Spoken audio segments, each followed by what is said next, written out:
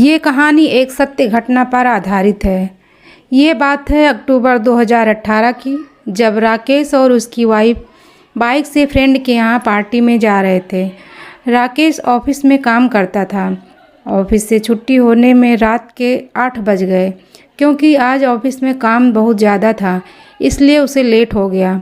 राकेश छुट्टी होते ही जल्दी घर आया और अपनी वाइफ सुनीता को लेकर रात के करीब 9 बजे अपनी बाइक से दोस्त के यहाँ जाने के लिए निकल गया। मगर उसे पता नहीं था ये रात उसके जीवन की सबसे भयानक रात होने वाली है। राकेश के घर से उसके दोस्त का घर करीब 40 किलोमीटर दूर था, जिसका रास्ता एक घने जंगल से होकर जाता था। राकेश और सुनीता बात करते हुए जा रहे थे। तभी सुनीता ने देखा एक ट्रक उनके पीछे लगातार हॉर्न बजा रहा था। सुनीता राकेश से बोलती है, सुनो, पीछे वाली गाड़ी को साइड दे दो, वो कब से हॉर्न बजा रहा है। तभी राकेश बोलता है, क्यों मजाक कर रही हो, कोई पीछे नहीं है। सुनीता बोलती है, गाड़ी हमारे जस्ट पीछे है। राकेश को कुछ समझ नहीं आ रहा था कि ये क्या हो रहा है, क्योंकि उसे कोई गाड़ी दिखाई नहीं दे रही थी और ना कोई हॉर्न की आवाज़ आ रही थी। फिर उसकी वाइफ को कैसे दिखाई दे रही है। पहले तो राकेश को लगा कि उसकी वाइफ मजाक कर रही है। तभी उसे ध्यान आया कि उसकी वाइफ कभी मजाक नहीं करती है। तभी वो ट्रक अचानक गायब हो जाता है। ये देखकर सुनीता को लगता है शायद ट्रक कहीं रुक गया होगा। तभी कुछ दूर जाते ही सामने से अचानक वही ट्रक आ जाता है, परंतु इस बार वो सिर्फ राकेश को ही दिखाई देता है। अचानक अपने सामने ट्रक को आता देखकर राकेश घबरा जाता है। राकेश घबराहट से असंतुलित होकर अपनी बाइक लेकर गिर जाता है। सुनीता कहती है, क्या हुआ। राकेश कहता है, वो ट्रक हमारे ऊपर आने वाला था। वो उसकी वाइफ कहती है, ये तुम्हारा भ्रम है, सामने कोई ट्रक नहीं था। तभी राकेश पीछे मुड़कर देखता है तो वहाँ सच में कोई भी ट्रक नहीं था। तभी एक डरावनी चीख उनको सुनाई देती है। आवाज़ सुनकर वो दोनों बहुत डर जाते हैं और समझ जाते हैं कि कुछ तो गड़बड़ है और उनको इस जगह से बहुत जल्दी निकल जाना चाहिए। राकेश जैसे ही बाइक उठाता है, बाइक से चाबी गायब थी। वो दोनों आसपास चाबी को बहुत ढूंढ रहे थे, मगर चाबी उनको नज़र नहीं आई। तभी अचानक सुनीता को आसमान में कुछ दिखाई देता है, कुछ धुआं जैसा। उसे देखकर सुनीता बहुत डर जाती, क्योंकि वो कोई धुआं नहीं बल्कि कुछ आत्माएं आसमान में मंडरा रही थी, तो कुछ उनके आसपास घूम रही थी। परंतु ये सब सुनीता को दिखाई दे रहा था और लगातार डरावनी आवाज़ें आ रही थी। ये सब देखकर सुनीता डर के मारे बेहोश हो जाती है। राकेश उसे होश में लाने की बहुत कोशिश करता है, परंतु वो होश में नहीं आता। राकेश सोचता है वो किसी को कॉल करे, परंतु वो जैसे ही अपना मोबाइल देखता है, फ़ोन बाइक से गिरने की वजह से टूट चुका था। अब इस सुनसान रास्ते में उनकी मदद कौन करेगा। तभी अचानक दूर से एक कार आती दिखाई देती है। उसे देखकर राकेश को थोड़ी राहत मिलती है। राकेश उस कार को रोकना चाहता है, परंतु वो कार उसके पास नहीं रुकती और कुछ दूर जाकर रुक जाती है। राकेश कार वाले को अपना सारा हाल बताता है और उसे अपनी मदद करने के लिए बोलता है। राकेश कहता है कि उनको आगे शहर तक छोड़ दे, क्योंकि उसकी वाइफ सुनीता बेहोश हो चुकी है, इसलिए उसे इलाज की भी ज़रूरत है। कार वाले उनको आगे तक छोड़ने के लिए तैयार हो जाता है।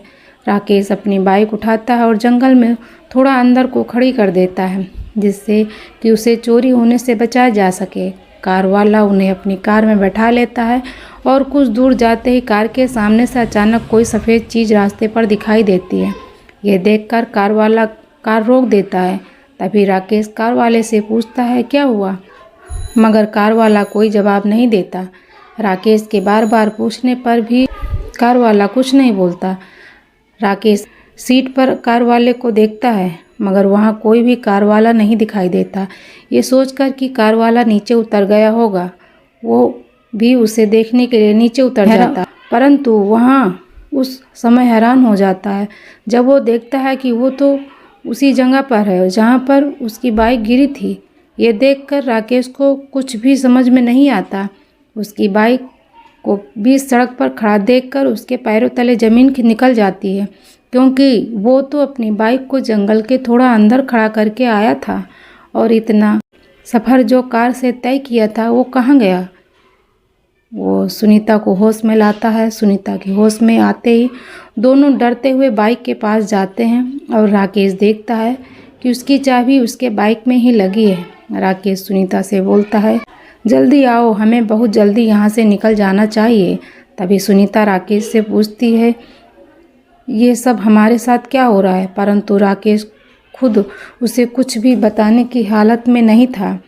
वो सिर्फ इतना कहता है, हमें जितनी जल्दी हो सके यहाँ से निकलना चाहिए। और दोनों बाइक पर बैठकर चले जाते हैं, मगर वहाँ डरावनी आवाज़ उनका पीछा नहीं छोड़ रही थी। अब रात के करीब 12 बज चुके थे। आसमान में बिजली चमक रही थी। अंधेरी काली रात, सुनसान सड़क, ऊपर से ये हादसा, कुछ डरावनी आवाज़ें किसी को भी विचलित कर सकती हैं। जैसे तैसे राकेश और सुनीता अपने दोस्त के यहाँ पहुँच जाते हैं। उनको देखकर उनका दोस्त कहता है, तुम बहुत लेट हो गए हो, पार्टी तो कब की ख़त्म हो गई, सारे मेहमान जा चुके हैं। तभी उसके दोस्त के पिताजी राकेश से पूछते हैं, तुम इतना घबराए हुए दिखाई दे रहे हो, आखिर इतनी घबराहट क्यों है। तब राकेश अपने साथ हुए हादसे के बारे में उनको बताता है कि उनके साथ जंगल में क्या हुआ था। वो तो घर से यहाँ आने के लिए समय से ही निकले, परंतु रास्ते में वे लोग किस कारण से लेट हो गए वो सब कुछ बता देता है। तभी वो दोस्त के पिताजी बोलते हैं, आज तो अमावस है और जो चीज़ें तुम्हें दिखाई दे रही थी वो कोई साधारण चीज़ नहीं थी। जंगल में भटकती हुई आत्माएं थीं जिनका मकसद हर किसी को परेशान करना रहता है। अब तुम सही सलामत आ गए हो तो आज रात यहीं रुकना और सुबह होते ही चले जाना। रात को जाना खतरे से खाली नहीं है। राकेश और सुनीता वहीं रुक जाते हैं। इस हादसे के बाद राकेश और सुनीता कभी भी उस रास्ते से रात में नहीं जाते और आज भी वो हादसे को याद करके बहुत डर जाते हैं। तो दोस्तों, इस वीडियो में इतना ही। मिलते हैं आपको एक नई वीडियो में नई स्टोरी के साथ। Okay, bye bye, thank you.